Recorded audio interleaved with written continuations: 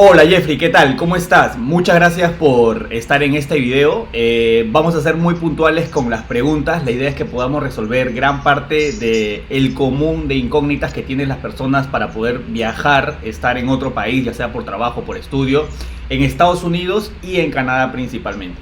Así que Jeffrey, preséntate y empecemos con las preguntas.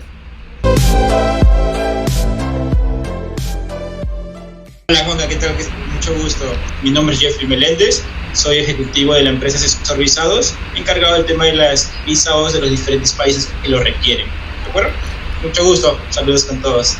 Excelente Jeffrey, excelente. Bueno, yo creo que podemos empezar haciendo un bosquejo general o abrir un poco el panorama sobre cuáles son los pasos puntuales para tener la visa en Estados Unidos o en Canadá. Y luego podemos meternos al detalle de cada uno. ¿Te parece? Ok, perfecto. Los pasos puntuales, como lo mencionas, los requisitos obligatorios son los siguientes. Primero, tener lo que es un pasaporte vigente, ¿de acuerdo?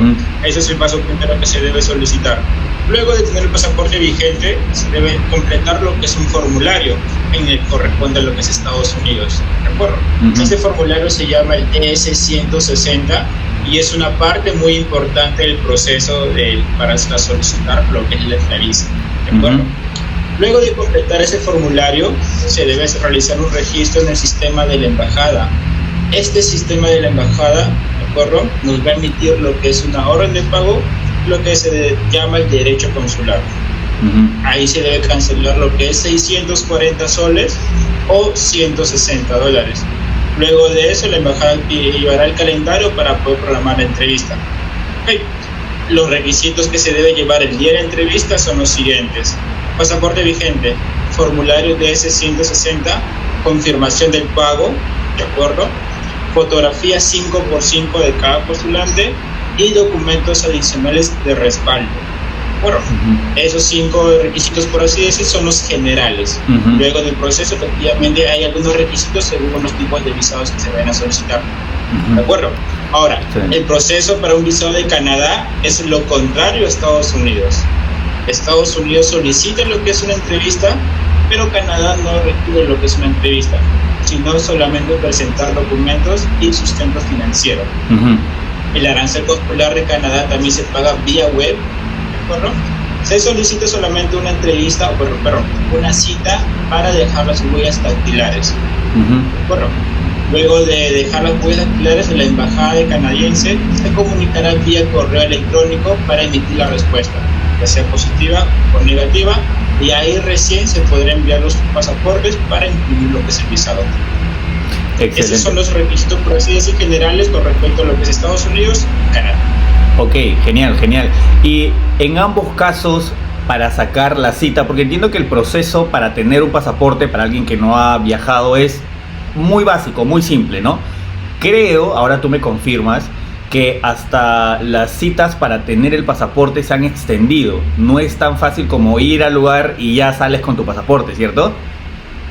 Sí, correcto, efectivamente. En estos momentos ha habido mucha demanda de personas que quieren salir fuera del país, y al haber mucha demanda y sobre todo el tema de la pandemia, que el aforo ha disminuido, las citas se han extendido excepcionalmente. Sin mentirte que hace 2 días las citas estaban recién para 20 de diciembre, 23 de diciembre más o menos. Sí. Y ayer que he revisado otra vez para cerrar la cita con algunos clientes, las citas habían desaparecido. O sea, el calendario ahorita está cerrado en general para Lima. En nuestros casos, en provincias, sí hay citas más cercanas y algunas personas optan para viajar a provincia y solicitar lo que es su pasaporte.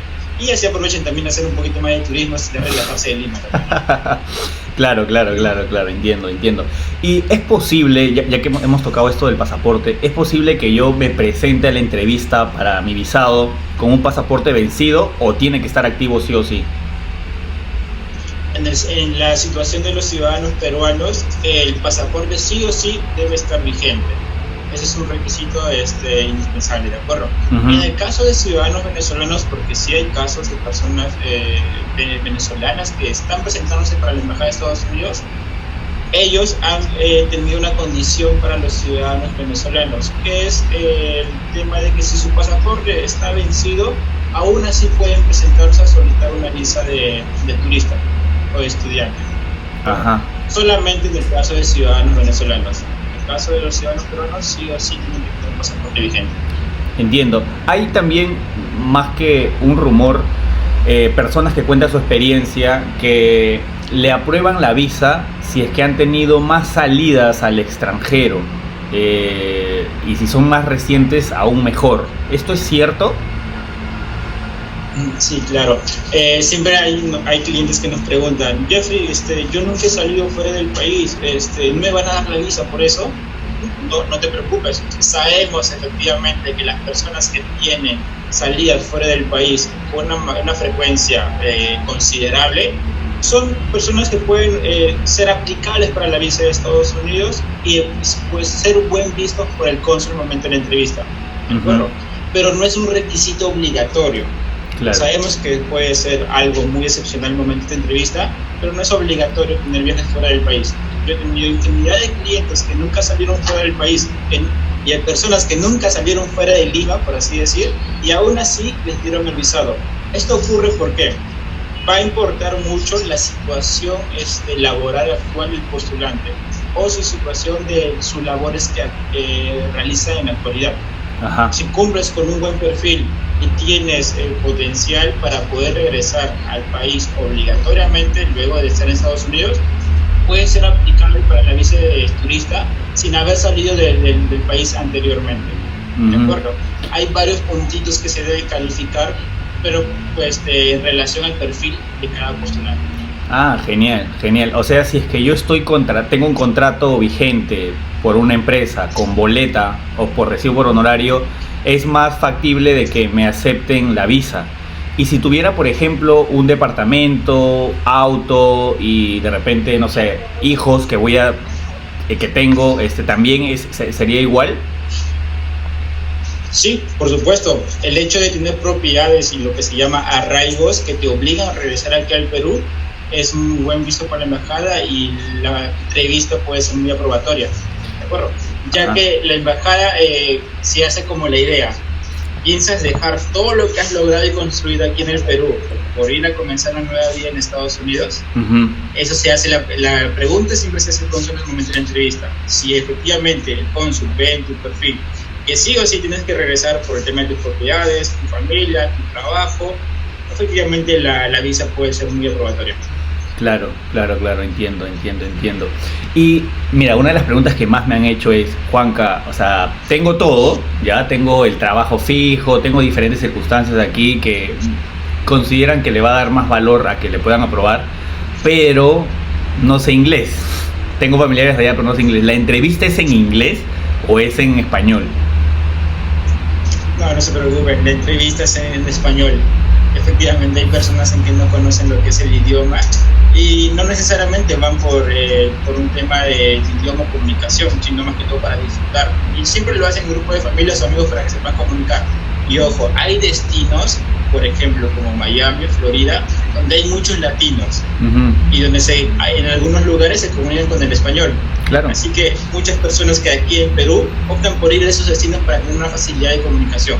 Pero no se preocupen, las entrevistas son en español en el caso de visaje de turismo.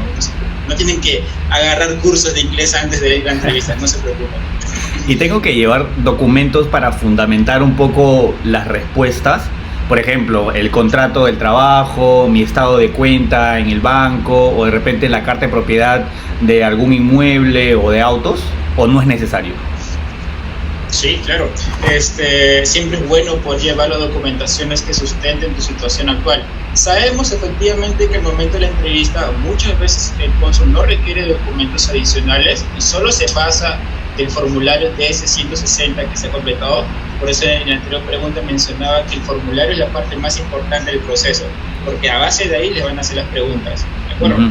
Sabemos que muchas veces no piden documentos adicionales, pero siempre hay que ir preparado para todo tipo de eventualidad, ya que si el cónsul ve de repente una irregularidad o te ve como sospechoso, te puede solicitar lo que son documentos adicionales, y sí, efectivamente son buenos llevar.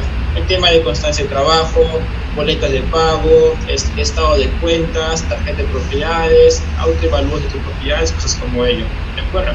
El tema de la documentación adicional siempre va a depender del perfil de cada postulante. Si es el caso de estudiante, una constancia de estudio o las boletas de pago, cosas como eso. ¿De acuerdo? Pero sí, siempre es bueno ir preparado para la entrevista para cualquier tipo de preguntas o eventualidad. Ajá.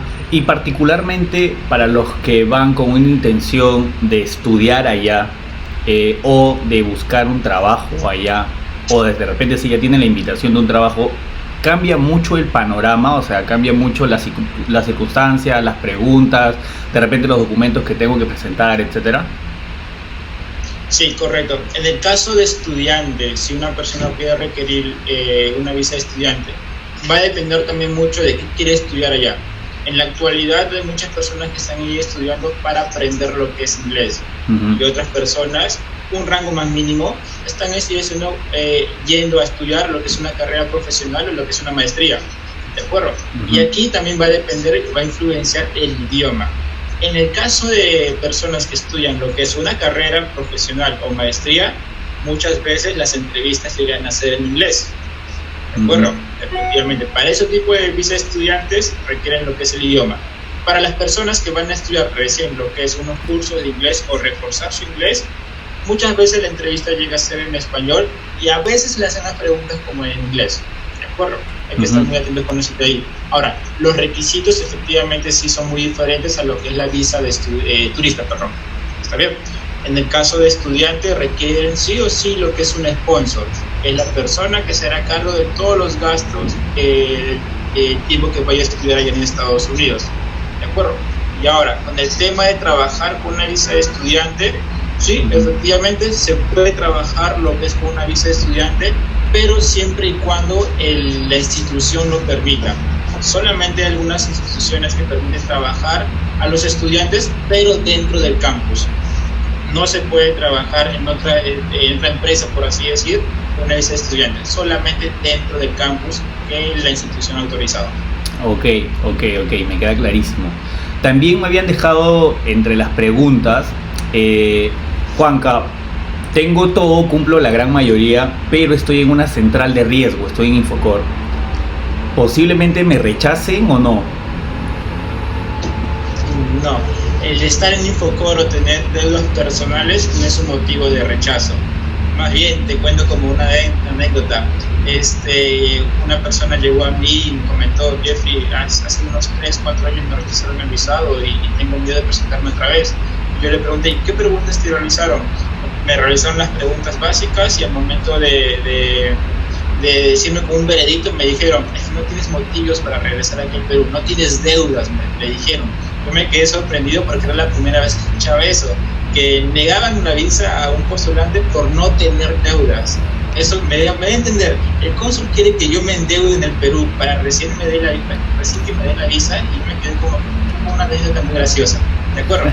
Pero sí, efectivamente, todo este tiempo que vine trabajando como asesor, he percatado que efectivamente el estar en Infocor no es un motivo de negación. ¿De acuerdo? He presentado infinidades de personas que están en Infocor o tienen deudas en los bancos o con una empresa y no, igualmente les aprobaron el visado. Ahora, sí hay que hacer una acotación. Si una persona tiene una empresa registrada en la SUNAT y esa empresa tiene deudas, eso sí puede ser un motivo de negación, así que estar atentos ahí. Las deudas personales no influyen, pero las deudas de las empresas, eso sí influye en la presentación, puede ser un motivo de negación ahí. Ok, me queda clarísimo. Y si me niegan en la entrevista la visa, ¿después de cuánto tiempo podría presentarme? Aunque en realidad va a depender ahora más del tiempo para que te vuelvan a reagendar, ¿no? Pero en un ideal normalmente, ¿cada cuánto tiempo podría? Sí, buena pregunta. Lo que nosotros recomendamos siempre a nuestros clientes cuando haya una negación anteriormente es que algo haya cambiado o algo haya mejorado en su situación laboral, actual, profesional, patrimonial, después de volver a presentarse a la embajada.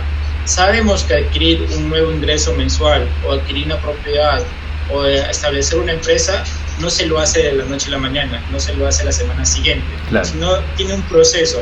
y nosotros recomendamos que sea un proceso mínimo de 6 meses en adelante para que te puedas volver a presentar. Porque sabemos que en ese tiempo efectivamente puedes adquirir una nueva posición en tu trabajo, o puedes establecer lo que es una empresa, o puedes adquirir lo que es una propiedad, ya sea un automóvil o lo que es un departamento, o también puedes salir fuera del país. Entonces damos ese tiempo de lapso de que son 6 meses en adelante para que la persona se pueda volver a presentar sin ningún problema. ¿Cuál es la pregunta más común o más particular que te han hecho que la gente tiene muchas dudas? El tema de si puedo quedarme más tiempo de los 6 meses en Estados Unidos. Sabemos que cuando uno llega a los Estados Unidos, efectivamente, al momento de la entrevista mencionan que se van a quedar 1 o 2 semanas, no hay problema. Pero al momento de llegar al aeropuerto le ponen un sello que tiene permitido quedarse hasta 6 meses. Y nos preguntan, ¿puedo quedarme los 6 meses allí en Estados Unidos? Y aún haber dicho que me voy a quedar 1 o 2 semanas. Ajá.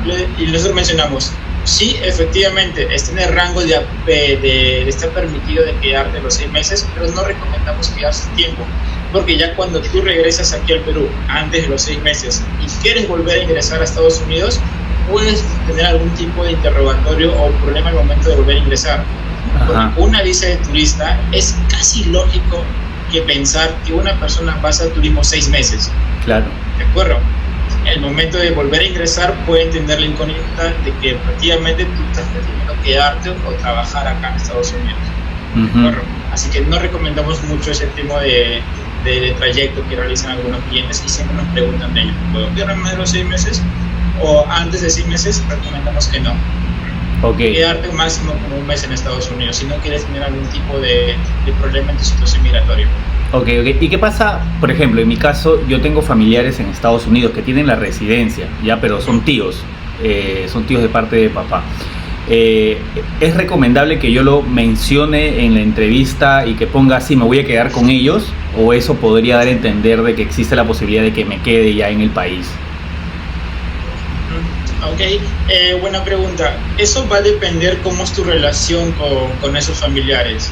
Es cierto que nosotros a veces tenemos primos, tíos, sobrinos, que a veces ni siquiera sabemos dónde se encuentran. ¿De acuerdo? Ahora, el panorama cambia mucho si esos familiares fueran tus padres, hermanos o hijos, porque son familiares directos. Y si tuvieras esos tipos de familiares, sí es bueno colocarlos. ¿De acuerdo? Ahora, hay 2 tipos de preguntas con relación a eso en el formulario. Uno que son si tienes familiares directos en Estados Unidos, ¿de acuerdo? Y otro si tienes otros parientes. ¿Está bien?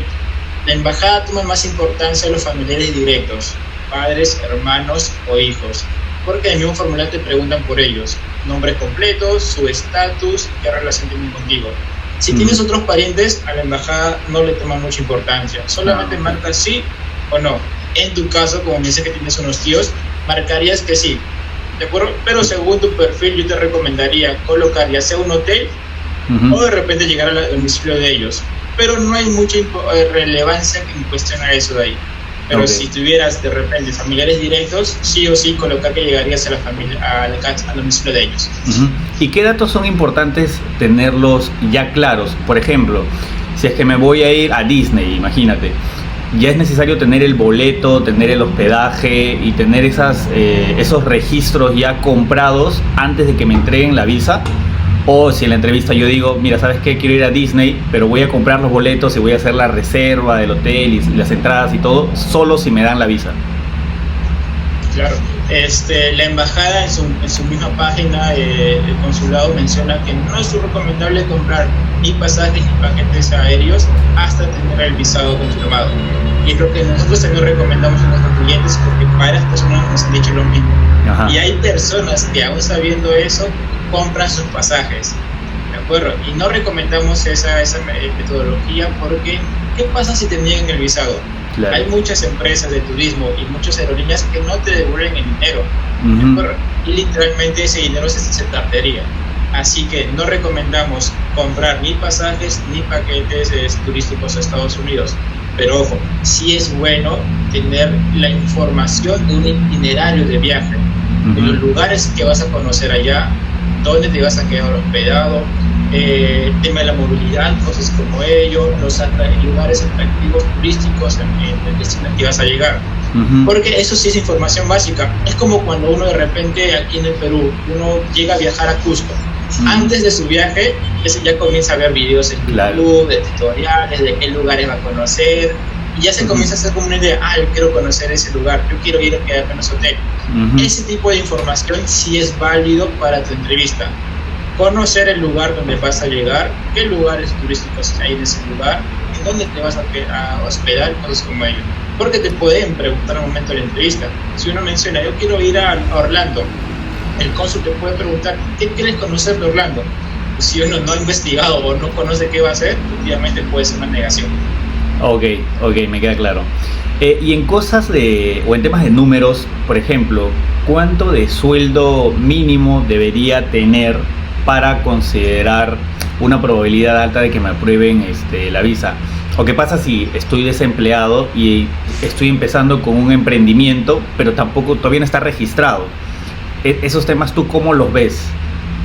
¿Disminuye la probabilidad? Sí, es muy importante. No es que disminuya, sino que hay varios puntos a maximizar, por así decirlo. ¿De acuerdo? Va a depender mucho de las funciones que realice en su emprendimiento, como mencionabas, qué es lo que vende o qué tipo de servicio, cosas como eso de ahí. Efectivamente, nosotros como asesores tenemos conocimientos de lo que son las SUNAT, efectivamente, los regímenes que requieren la SUNAT, para poder recomendar a nuestro cliente que podría solicitar lo que es un número de RUC, como persona natural con negocio o sin negocio. Va a depender mucho de sus funciones, como te comentaba. Bueno, así que, por así decir, siempre preguntamos al postulante cuando de repente todavía no está trabajando y inicia con un emprendimiento. Las preguntas básicas que le realizamos: ¿tienes estudios superiores? Último trabajo, ¿qué funciones tenías? Y a raíz de eso podemos armar lo que es un perfil adaptable para lo que es la entrevista. Te pongo un ejemplo. De repente vende lo que son ropas, ¿de acuerdo? Ropa por internet, efectivamente. Sabemos que cuando una persona vende lo que es ropa por internet, puede tener un rango favorable de un ingreso de 3.000, 4.000 soles mensuales fácilmente, ¿de acuerdo? Pero sí se debe trabajar mucho con el tema de la SUNAT para poder registrarlo y efectivamente sea muy favorable su perfil. Y hacer que trabaje bastante con el tema de sus redes sociales también, ¿no? Porque la embajada pide lo que son las redes sociales ahora. Sí. ¿Y qué tan de cierto es de que la embajada antes de la entrevista ya tiene toda tu información y básicamente las preguntas son para corroborar que no estés mintiendo? ¿Es cierto esto? Llega a ser en algunos casos, eso es cierto. No existe un patrón exacto de lo que realiza la embajada o de lo que ve la embajada, efectivamente. Nosotros no trabajamos directamente con ellos, nadie trabaja directamente con ellos y nadie sabe realmente lo que ellos verifican, ¿de acuerdo? El formulario, como te comentaba, es una de las partes más importantes del proceso, y en el formulario, cuando completa, en la última opción hay lo que es enviar o firmar. Cuando uno completa eso es porque la información ya se enviaba a la embajada. Efectivamente, hemos llegado a determinar que en algunos casos la embajada ya llega a visualizar lo que son los formularios antes de la entrevista, pero en algunos casos no. ¿De acuerdo? Así que la entrevista dura muy rápido, un lapso de 5 minutos, y le van a hacer 1, 2 o 3 preguntas, pero según lo que está completado en el formulario. Ahora, con el tema de redes sociales, sí es algo que ellos pueden verificar. La información de los posteos que realice, cosas como ello. ¿De acuerdo? Ahora, pero en resumen a tu pregunta, podría determinar que efectivamente ellos tienen la capacidad de poder revisar la información antes de la entrevista, pero solo si ellos lo desean. Debes entender esa parte. Claro. No a todos lo revisan, pero solamente a algunos. Pero ellos tienen la capacidad de poder hacerlo. Y el proceso varía si es que ya estás casado o de repente estás conviviendo con alguien y tienes hijos. O sea, en ambos casos, casado con hijos, y en el caso de los hijos, ¿cómo sería el proceso? ¿Hay una entrevista o cómo sería? ¿Y qué pasa si tienes hijos pero no estás casado? Ok, sí, muy buena pregunta. Vamos a ponerlo como que esas dos situaciones. Una pareja de casados sin hijos y una pareja solamente convivientes con hijos. ¿de acuerdo? Efectivamente, uno de los requisitos también que solicita la embajada para llevar los documentos, para llevar el momento de la entrevista, es partida de nacimiento en caso de menores de 21 años, ¿de acuerdo? Y partida de matrimonio si en caso sean casados. Entonces, si una pareja casados se presenta al momento de la entrevista, deben llevar su partida de matrimonio, ¿de acuerdo? Pero una persona que son convivientes, pero si tienen hijos, ¿de acuerdo? ¿Cómo demuestras un vínculo familiar de una pareja que no son casados? Ahí es el hijo. Entonces, deben llevar la partida de nacimiento y en la partida de nacimiento figura el nombre de los padres. De esa manera demuestran un vínculo amoroso, por así decirlo, claro, familiar. Claro. Y no es un requisito también indispensable el ser casados. Hay personas que me preguntan, Jeffrey, yo soy conviviente, tengo 2 hijos, pero ¿por qué me he casado? ¿Debo casarme para poder pasar la entrevista? Yo le digo, no necesariamente deben casarse porque el vínculo que los une a ustedes es su hijo. Pero allá usted, si quiere de repente tomar esa opción para casarse y decirle a su esposo, a su pareja, debemos casarnos para poder pasar la entrevista, eso ya es tema de usted. Si quiere casar a su esposo por esa manera, ya es tema de usted. Pero no se preocupe, no es un requisito indispensable estar casados.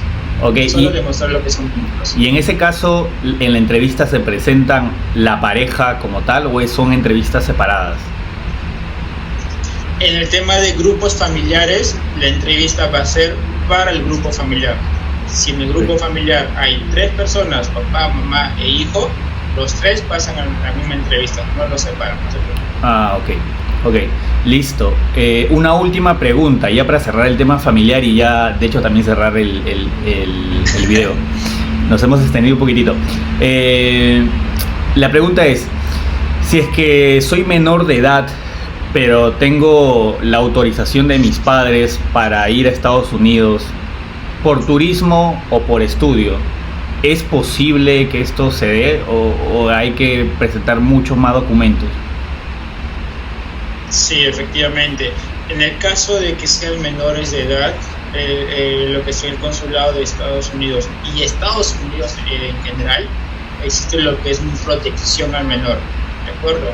En caso de visa de turista, se recomienda que al menos uno de los 2 padres se presente por el visado con el menor. Porque si se presenta solo, efectivamente, te voy a poner un ejemplo, un caso. De repente la abuelita quiere llevar a su nieto como regalo de cumpleaños, por así decirlo, ¿no? Su único nieto, favorito, por así decirlo. Y la mamá viene y me consulta, Jeffrey, quiero sacar la visa solamente para mi menor hijo. Mi mamá la va a llevar.